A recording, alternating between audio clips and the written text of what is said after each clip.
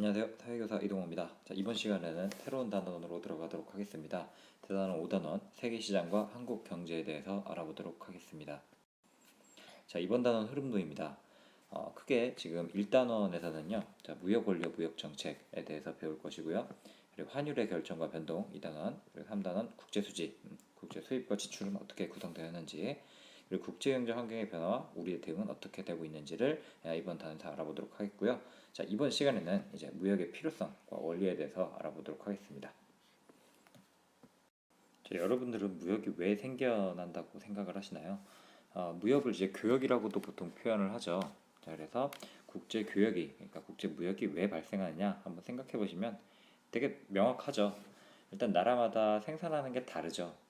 나라마다 자연 환경이라든가 문화라든가 역사, 전통, 생산 요소 같은 이런 부존 자원도 다르고요. 나라마다 배운 수준, 교육 수준 다르고 기술 수준에 차이가 있습니다. 그렇게 되면 이러한 여러 가지 이유들 때문에 생산성의 차이가 발생하게 될 것이고, 그러한 생산성의 차이로 인해서 상품 생산비의 상대적인 차이가 발생을 하게 될 것입니다. 그러니까 같은 걸 만들더라도 어느 나라 A라는 나라에서는 뭐 이걸 한 10만 원으로 만들었다면 B라는 나라는 한 7만 원 정도면 만들 수 있다라는 얘기입니다. 자, 이렇게 되면 비교유에 따라서 무역이 발생하게 된다. 그래서 국제적으로 분업을 하게 되면은 그 나라가 모두 다 이제 무역에 참가한 나라들은 이익을 얻기 때문에 국제무역이 발생한다라고 보시면 되겠습니다. 자, 그럼 지금 우리가 비교우위에 대해서 다시 한번 좀 복습을 해보아야 될 것 같아요. 우리 전에 배웠던 것들. 자, 이제 비교우위는 어떻게 해서 결정이 되는가를 조금 더 자세히 볼 텐데요. 자, 여러분 교역을 알기 위해서는 절대우위와 이제 비교우위에 대해서 여러분들이 좀 이해를 하셔야 됩니다. 자, 이 절대우위를 주장을 하셨던 학자분이 누구냐면은 이제 애덤 스미스라는 학자인데요. 생산비가 생각보다 절대적으로 적은 것을 이제 생산을 하게 되면, 그리고 그것을 특화하여 교역을 하게 되면 그 양국 모두한테 이익이 발생한다라고 하는 원리를 주장을 하셨던 분입니다. 그럼 요거를 조금 예로 제가 한번 설명을 들어볼게요. 자, 한번 이런 상황을 생각을 해봅시다. 휴대전화가 있고요. 휴대전화가 있고, 그리고 의류가 하나 있다고 합시다.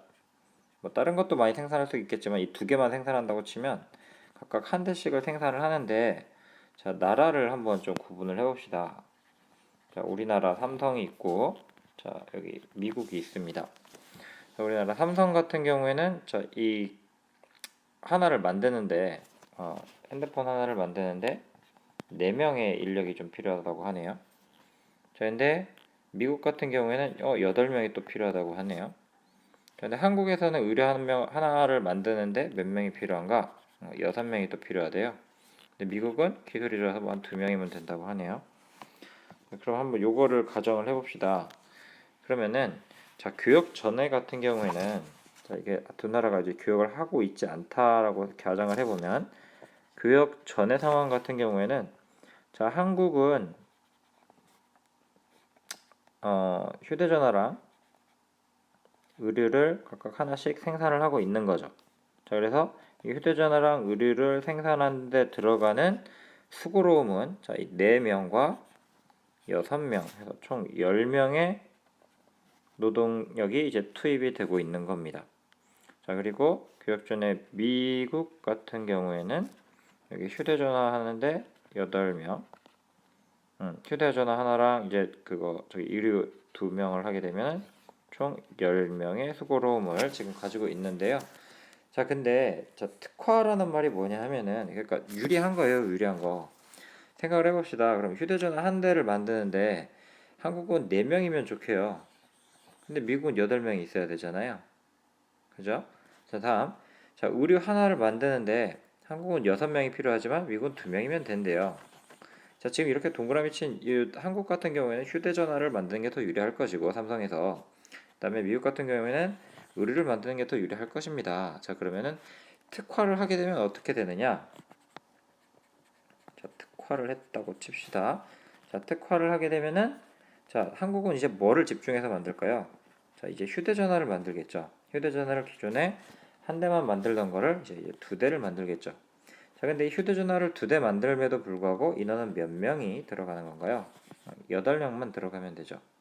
자, 그러면 10명에서 8명으로 지금 인원이 감축이 된 것이고, 그래서 그 나머지 2명의 인원은 또 뭘 하느냐? 2명의 인원은 휴대전화를 몇 개를 더 만들 수 있을까요? 여기다가 써야겠네. 휴대전화 2분의 1개를 더 만들 수가 있겠죠. 자, 4명이서 하나를 만들었으니까 그럼 나머지 2명이 2분의 1대를 만들 수가 있는 거죠. 2명이. 자, 이렇게 지금 구분이 될 것이고요. 자, 미국 같은 경우에 한번 봅시다. 자, 얘네도 특화를 했다고 칩시다. 특화를 했으면 미국 애들은 이제 뭘 만들어야 될까요? 자, 의류를 만들어야 되겠죠. 의류가 유리하니까 얘네는. 의류를 이제 몇 벌을 만들 수 있을까요? 자, 일단 기본적으로 이제 의류를 2개 만드는데 몇 명이 들어갈까요? 4명이 들어갑니다. 그러면은 4명인데 그럼 4명 말고 아까 원래 10명이었잖아요. 그럼 6명이 남네. 그럼 6명은 뭘 만들 수 있을까요? 6명은 의류를 3벌이나 만들 수가 있네요. 자, 그러면은 여기 의류 기본에다가 3개를 더 만들 수 있는 거고요. 얘네가 한국 같은 경우에는 8명이서 이제 휴대전화 2개를 기본으로 만들고 거기에다가 플러스 2분의 1대 한 반까지는 만들 수 있다는 얘기입니다. 자, 이렇게 하면 양국 모드한테 이익이 발생하겠죠. 자, 이게 절대 우위입니다. 자, 그럼 비교 우위가 뭐냐? 자, 아까 같이 양쪽 그 교역하는 2개의 나라가 한쪽이 이제 특화된 게 이제 서로 이제 다르다면 그러면은 이제 교역이 될 수 있겠죠. 근데 다 그런 건 아니죠. 그러니까 한 나라가 두 상품 모두에 절대 우위가 있을 수도 있잖아요. 그리고 한 나라가 둘 다 절대 열위에 있을 수도 있고요. 자, 그런 경우에도 가능하다라고 한 게 데이비드 리카르도가 이제 제시한 비교 우회 방법입니다. 그러니까 상대적으로 훨씬 더 생산비가 적게 들어가는, 그러니까 즉 비교 우위에 있는 상품의 생산에 특화를 하게 되면 결국에는 양국 모두한테 이익이 발생한다라고 하는 게 데이비드 리카르도의 주장이었습니다. 자, 뭔 얘기인지 한번 이걸 한번 봅시다. 자, 지금 이 그림을 보면 이렇게 나와 있죠. 자, A국은 휴대전화 한 단위 생산하는데 20만 원이 들고 B국은 40만 원이 든다네요. 그다음에 의류를 만드는데 A국은 9만 원이 들고 B국은 10만 원이 든다고 하네요. 자, 근데 자, A국 같은 경우에는 보면 자, A국 같은 경우에는 자, 휴대전화와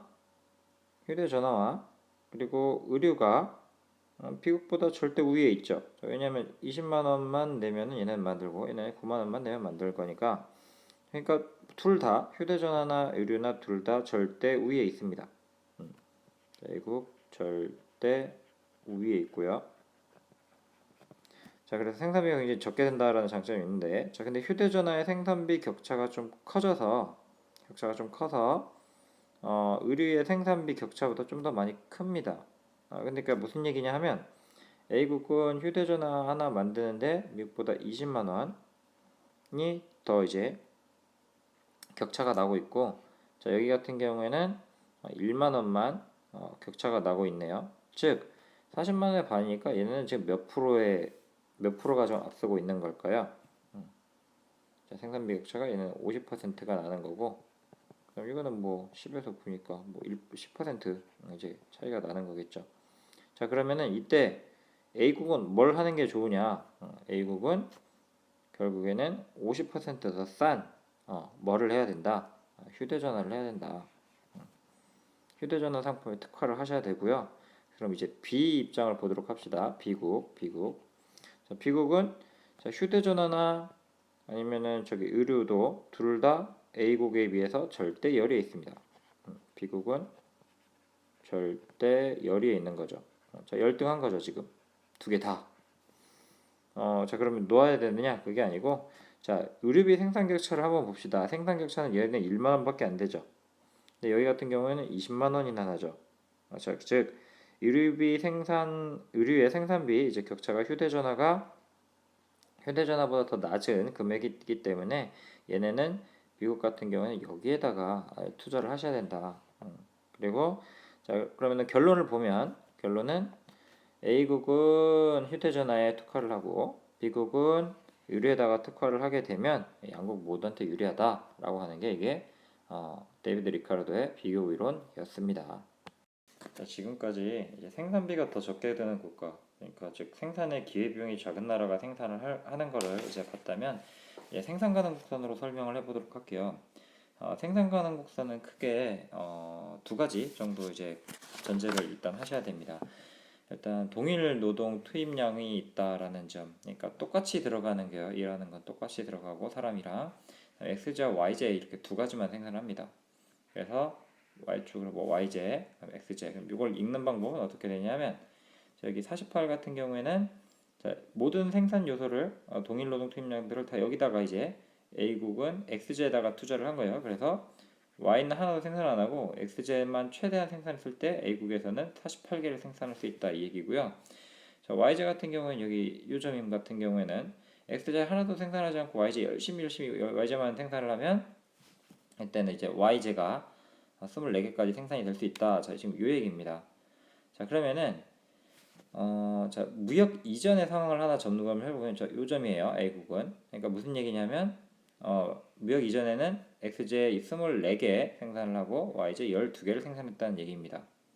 그러면 이제 B국으로 넘어가 보면 B국의 무역 이전의 생산 및 소비 수준이 요 수준이죠. 그러니까 무역 이전에는 X제 8개 생산하고 Y제 6개를 생산하고 있었다라고 보시면 돼요. 자, 그리고 여기 같은 경우에는 요거 자, y제에다가 모든 거를 영향을 총 집중하면 8개를 생산할 수가 있고요. 그 다음에 x제에다가 영향을 집중하면 여기에다가 이제 생산을 할 수가 있는 겁니다. 자, 근데 A국이랑 B국 한번 비교해 보도록 할게요. 자, 일단 A국에 자, x제 같은 경우는 자, 생산성을 한번 비교해 보도록 할게요. 생산성 A국 x제가 총 몇 개인가요? 자, 48개죠. 최대 생산량 맥시멈으로 했을 때 48개인데 B국은 몇 개? 32개. 그러면은 약 한 1.5배 정도가 이제 더 높은 겁니다. 그 다음에 X제 말고 그럼 Y제 생각해 봅시다. Y제. 자, Y제 생산성도 봅시다 한번. 모든 걸 Y제에다가 투입을 시켰을 때 총 24개를 생산할 수 있다라는 얘기고, 자, B국 같은 경우에는 총 8개를 생산할 수 있다라는 얘기입니다. 자, 그럼 YJ의 생산성을 비교를 해보면 B국 8개에 비해서 몇 개를 할 수 있다? 24개를 할 수 있으니까 약 한 3배 정도가 더 높은 생산성을 나타내고 있는 것이죠.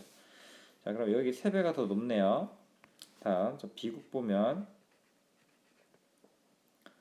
자, B국 같은 경우에는 일단 둘 다 열악하죠. 왜냐면은 A국이 X제는 1.5배 더 우수하고 Y제는 3배가 더 우수하니 자, 그럼 이거 교육이 안 되는 거 아닌가요? 라고 이제 물어볼 수 있는데 이제 그건 그렇지는 않고요. 자, A국은 B국에 비해서 일단 X제와 Y제의 생산성이 모두 아까 높았죠. 높았는데 자, Y제의 생산성이 상대적으로 더 높았던 겁니다. 그러면은 자, A국의 비교 우위 상품은 이제 Y제라고 볼 수가 있고 그다음에 B국의 비교 우위 상품은 이제 X제라고 볼 수가 있는 거죠. 자, 이에 따라 가지고 그러면 A국 같은 경우에는 어디에다가 특화를 한다 아까? Y제. 그래서 여기 무역이 이루어진 경우에 자, 요렇게 생산을 한다. Y만 생산을 하고 B국 같은 경우 아까 X제 특화를 했다 그랬으니까 여기서 생산을 한 겁니다. 무역이 이루어진 경우에 이제 생산이 여기다라고 이제 표시를 해 놓은 거고요. 자, 그러면은 32개 생산하고 얘는 24개 생산하고 그거를 이제 왔다 갔다 해야 되겠죠. 그러니까 이제 YJ 8개와 XJ 24개를 이제 교환하여서 이제 판매를 하게 되는 겁니다. 자, 무역 이후에 이제 최저 소비가 요점이라 그랬잖아요. 그러면은 YJ는 8개를 더 8개 이제 남은 거를 이제 보낼 수가 있고 그다음에 이제 XJ 같은 경우에는 원래 여기 8개만 생산을 하다가 이제 여기다가 특화를 했으니까 이제 24개를 이제 교환하여 소비할 수가 있는 것이죠. 자, 그 결과 자, 무역 이전의 XJ 24개와 그리고 이제 YJ 12개를 생산하던 소비하던 이제 A국 같은 경우에는 자, 무역 이후에 XJ가 이제 24개와 YJ가 16개로 지금 이렇게 변한 겁니다. 요정으로. 그래서 XJ 24개와 YJ 16개로 이제 소비할 수 있게 되었고 그래서 무역 이전에 XJ가 8개였고 그리고 YJ가 6개로 이렇게 소비를 하던 사람이 자, 무역 이후에는 XJ 8개 그대로 XJ는 8개 그대로고 무역 이후에 YJ는 8개까지 이제 소비를 할 수 있게 되었던 것입니다. 즉, 자, 이걸 정리를 하면 포인트는 하나예요. 그러니까 어느 한 나라가 두 상품 모두에 절대 우위가 있더라도요, 각 국가가 이제 비교 우위 상품에 특화해서 교역을 하면 양국 모두 교역에 이익을 얻게 된다라고 하는 것이 이제 생산 가능 곡선을 이용한 비교 우위 설명이었습니다. 자, 이상으로 마치도록 하겠고요. 나머지는 학습 활동 시간에 뵙도록 하겠습니다.